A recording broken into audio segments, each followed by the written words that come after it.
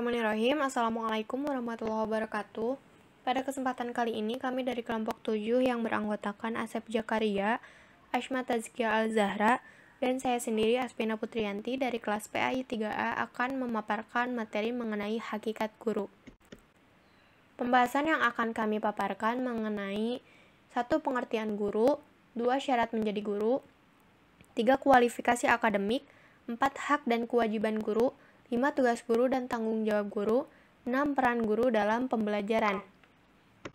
Pembahasan yang pertama mengenai pengertian guru. Guru atau disebut juga sebagai pendidik adalah orang dewasa yang bertanggung jawab memberi bimbingan atau bantuan anak didik dalam perkembangan jasmani dan rohaninya agar mencapai kedewasaannya, mampu melaksanakan tugasnya sebagai makhluk Allah, khalifah di permukaan bumi, sebagai makhluk sosial dan sebagai individu yang sanggup berdiri sendiri. Istilah lain yang lazim dipergunakan untuk pendidik ialah guru. Dalam Undang-Undang Nomor 14 Tahun 2005 tentang guru dan dosen pasal 1 dinyatakan bahwa guru adalah pendidik profesional dengan tugas utama mendidik, mengajar, membimbing, mengarahkan, melatih, menilai, dan mengevaluasi peserta didik pada jalur pendidikan formal, pada jenjang pendidikan dasar dan pendidikan menengah. Pengertian guru menurut para ahli. Menurut Dri Atmaka, guru adalah orang yang bertanggung jawab untuk memberikan bantuan kepada siswa dalam pengembangan baik fisik dan spiritual. Husnul Khotimah menyatakan bahwa guru adalah orang yang memfasilitasi proses peralihan ilmu pengetahuan dari sumber belajar ke peserta didik. Menurut Ngalim Purwanto, guru adalah orang yang pernah memberikan suatu ilmu atau kepandaian kepada seseorang maupun kepada sekelompok orang. Pembahasan yang kedua yakni mengenai syarat menjadi guru. Syarat menjadi guru sebagaimana diatur dalam ketentuan pasal 8 Undang-Undang Nomor 14 Tahun 2005 tentang guru dan dosen adalah sebagai berikut. 1. Memiliki kualifikasi akademik. Kualifikasi akademik diperoleh melalui pendidikan tinggi program sarjana atau program diploma 4, sebagaimana ditegaskan dalam ketentuan pasal 9 Undang-Undang Nomor 14 Tahun 2005 tentang guru dan dosen. 2. Memiliki kualifikasi kompetensi. Kualifikasi kompetensi untuk memenuhi syarat menjadi guru sebagaimana disebutkan dalam ketentuan pasal 10 Undang-Undang Nomor 14 Tahun 2005 tentang guru dan dosen terdiri atas 1. Kompetensi pedagogik, yakni kemampuan mengelola pembelajaran peserta didik. Yang kedua, kompetensi kepribadian, yakni kemampuan pribadi yang mantap, berakhlak mulia arif, dan berwibawa serta menjadi teladan bagi peserta didik. Yang ketiga, kompetensi sosial, yakni kemampuan guru untuk berkomunikasi dan berinteraksi secara efektif dan efisien dengan peserta didik, sesama guru, orang tua atau wali peserta didik, dan masyarakat sekitar. Dan yang keempat, kompetensi profesional yang diperoleh dari pendidikan profesi, yakni kemampuan penguasaan materi pelajaran secara luas dan mendalam. Lalu selanjutnya yang ketiga, memiliki sertifikat pendidik. Mengenai sertifikat pendidik ini diatur dalam ketentuan pasal 11, pasal 12, Undang-Undang Nomor 14 Tahun 2005 tentang guru dan dosen. Sertifikat pendidik diberikan kepada guru yang telah memenuhi persyaratan yang penyelenggaraannya dilaksanakan oleh perguruan tinggi yang memiliki program pengadaan tenaga kependidikan yang terakreditasi dan ditetapkan oleh pemerintah.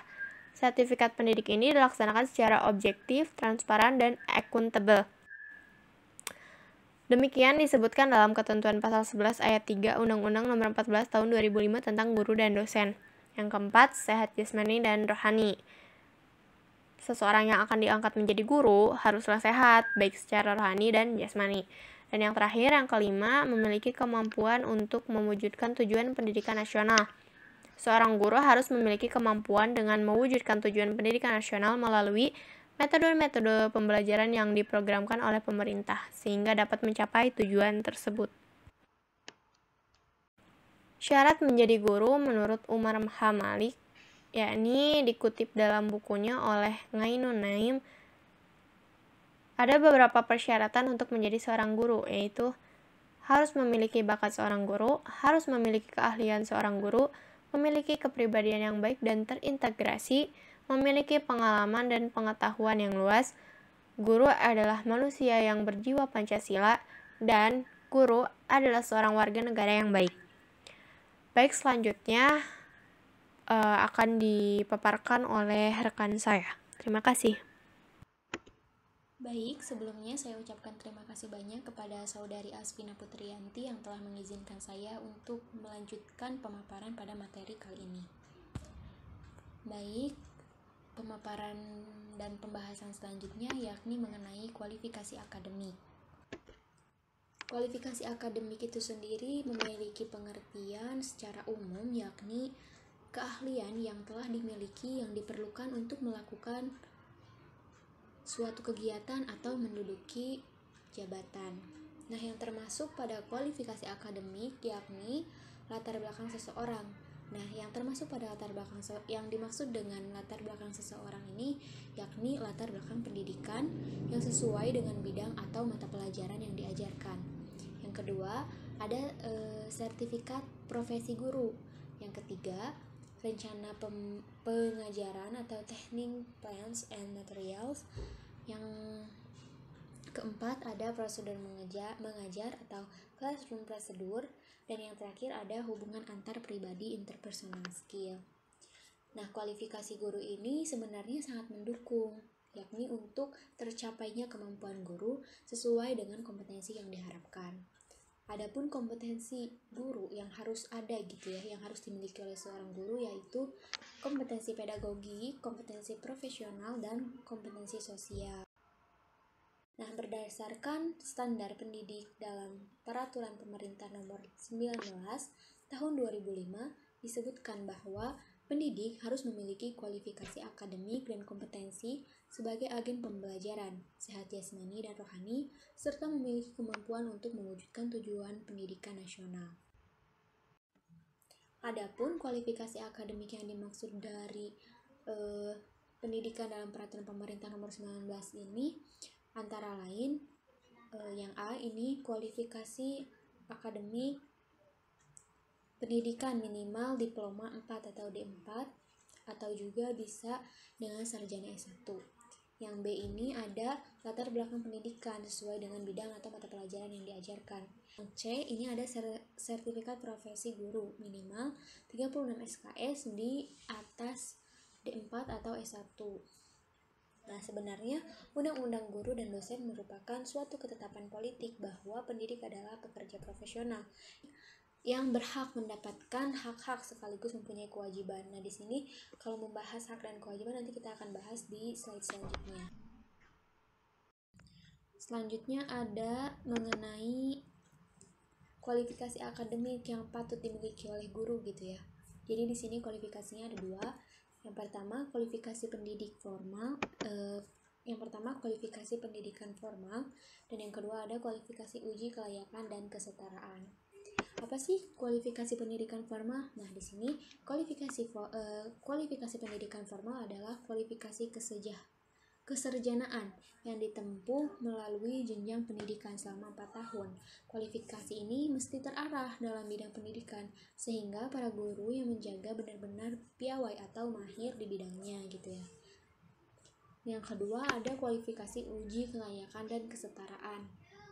Nah, kalau uji kelayakan dan kesetaraan ini adalah kualifikasi akademik yang dipersyaratkan untuk dapat diangkat sebagai guru dalam bidang-bidang khusus yang nantinya sangat diperlukan tetapi belum dikembangkan di perguruan tinggi. Jadi hanya beberapa saja, gak bisa secara umum, jadi hanya khusus gitu. Di sini ada pembahasan selanjutnya yakni mengenai hak dan kewajiban guru. Yang pertama, hak guru. Dalam Undang-Undang Guru dan Dosen pada pasal 14 ayat 1 menyatakan bahwa dalam melaksanakan tugas keprofesionalan guru memiliki hak gitu ya. Apa aja sih haknya gitu? Yang pertama ada memperoleh penghasilan di atas kebutuhan hidup minimum dan jaminan kesejahteraan sosial. Yang kedua, mendapatkan promosi dan penghargaan sesuai dengan tugas dan prestasi kerja. Yang ketiga ada memperoleh perlindungan dalam melaksanakan tugas dan hal atas kekayaan intelektual. Yang keempat, memperoleh kesempatan untuk meningkatkan kompetensi. Yang kelima, memperoleh dan memanfaatkan sarana dan prasarana pembelajaran untuk menunjang kelancaran tugas keprofesian. Yang keenam, memiliki kebebasan dalam memberikan penilaian dan ikut menentukan kelulusan. Penghargaan dan atau sanksi kepada peserta didik. Nah, adapun kewajibannya, 1. Merencanakan pembelajaran, melaksanakan proses pembelajaran yang bermutu, serta menilai dan mengevaluasi hasil pembelajaran. Yang kedua, ada meningkatkan dan mengembangkan kualifikasi akademik dan kompetensi secara berkelanjutan sejalan dengan perkembangan ilmu pengetahuan, teknologi, dan seni. Yang ketiga, bertindak objektif dan tidak diskriminatif atas dasar pertimbangan jenis kelamin, agama, suku, ras, dan kondisi fisik tertentu, atau latar belakang keluarga dan status sosial ekonomi peserta didik dalam pembelajaran. Jadi semuanya disamaratakan, tidak ada yang dibeda-bedakan.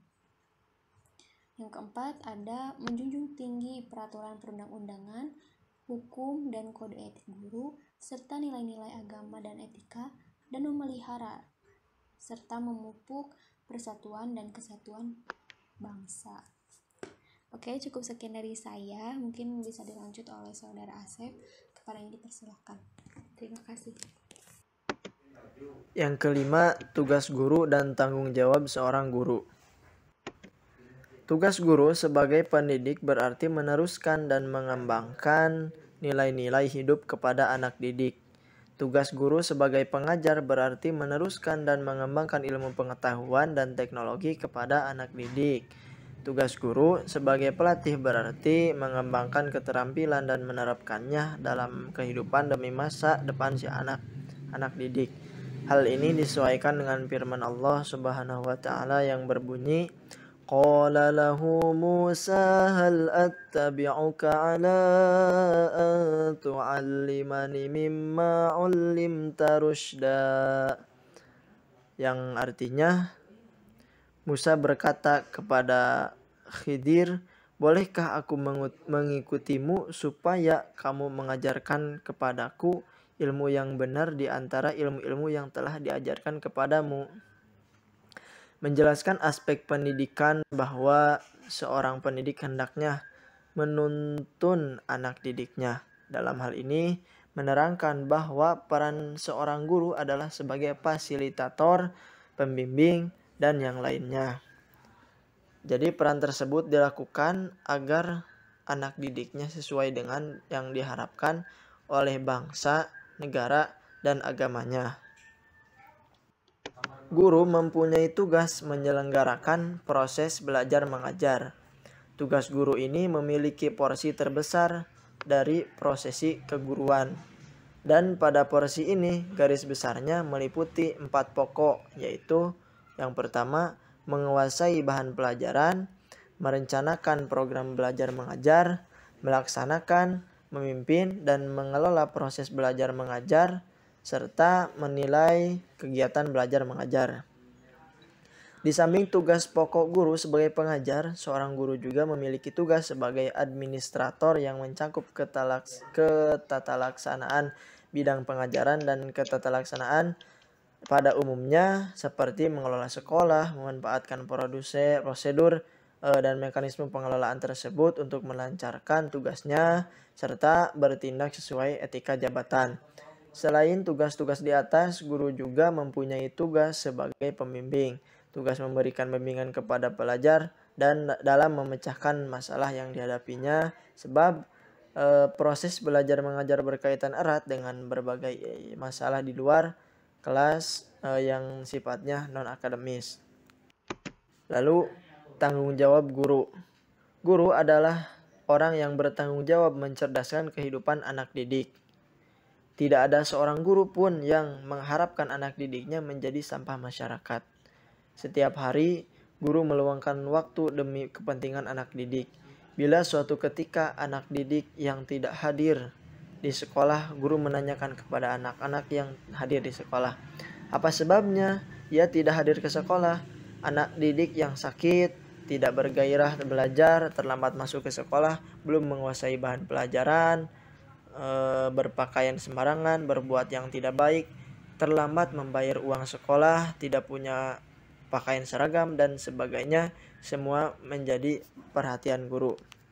Sesungguhnya guru yang bertanggung jawab memiliki beberapa sifat yang menurut Weinstein dan kawan-kawan, yaitu yang pertama menerima dan mematuhi norma nilai kemanusiaan, yang kedua memikul tugas mandiri dengan bebas, berani, gembira, jadi tugas bukan menjadi beban baginya. Yang ketiga, sadar akan nilai-nilai yang berkaitan dengan perbuatannya serta akibat-akibat yang timbul. Yang keempat, menghargai orang lain, termasuk anak didik. Lalu yang kelima, bijaksana dan hati-hati. Maksudnya tidak nekat, tidak sembrono, dan tidak singkat. Dan yang terakhir, takwa kepada Tuhan Yang Maha Esa. Lalu yang keenam, peran guru dalam pembelajaran. Menurut Hamalik, yang pertama, peran guru dalam pembelajaran itu yaitu sebagai fasilitator. Yang kedua sebagai pembimbing. Lalu yang ketiga sebagai penyedia lingkungan. Yang keempat sebagai komunikator. Yang kelima sebagai model. Yang keenam sebagai evaluator. Yang ketujuh sebagai inovator. Yang kedelapan sebagai motivator. Lalu yang kesembilan sebagai agen kognitif. Dan yang ke-10 sebagai penilaian atau evaluasi, merupakan aspek pembelajaran yang paling kompleks, dan peran guru sangatlah penting dalam pendidikan karena yang membantu siswa mengatasi kesulitan dalam proses belajar, yang berupaya menciptakan lingkungan yang menantang siswa agar melakukan kegiatan belajar adalah guru. Sekian dari kelompok kami, mohon maaf bila ada kesalahan. Wassalamualaikum warahmatullahi wabarakatuh.